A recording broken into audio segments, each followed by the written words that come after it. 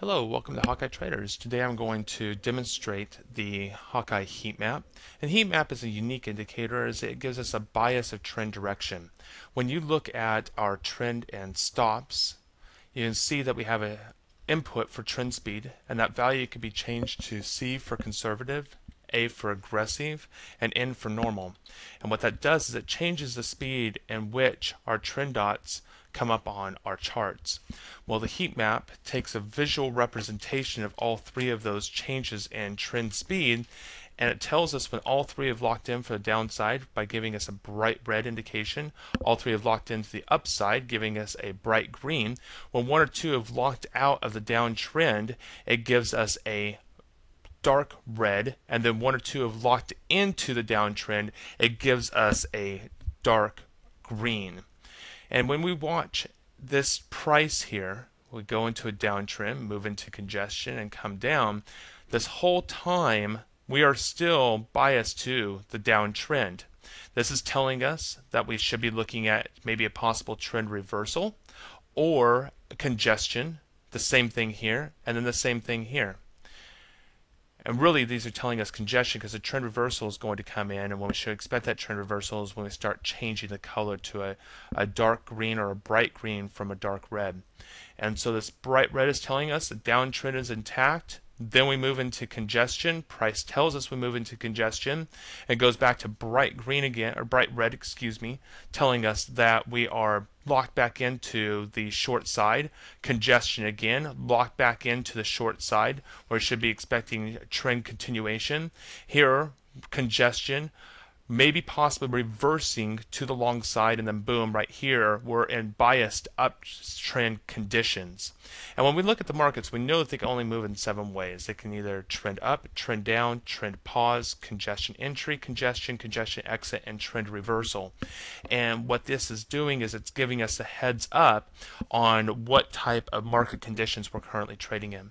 And so that uptrend here that it's alerting us to has continued, kicked out a little bit here, and this little down move that would have stopped this out, and then moved back up into the uptrend again, and then creating the downtrend. And so, current market conditions, if you're wondering what the market is currently doing, we're currently locked into a downtrend. We're biased to the bearish market right now in current market conditions.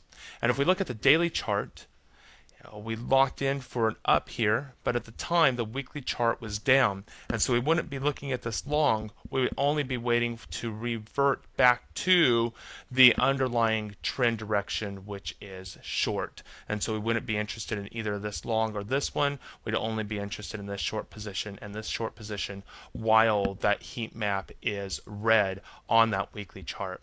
It does work on other time frames as well. If we look at the ESD on a 5-minute, you can tell that we were in a nice uptrend here, and then we turned around and the bias started to change here, looking for congestion. It did go to the downside here.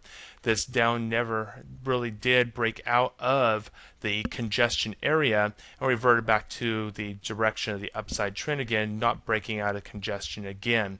Then the downside did break out of that congestion on a wide bar, wait for the retrace and look for a potential short position in that.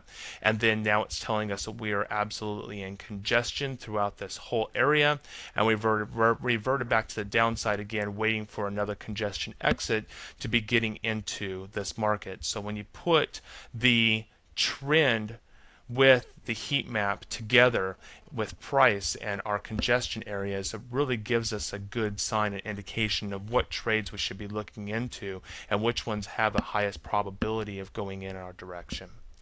And we can look at gold, and this weekly gold was coming up. We were alerted here that we were in congestion. Trend shifted to the upside. We broke out of that congestion here on this bar.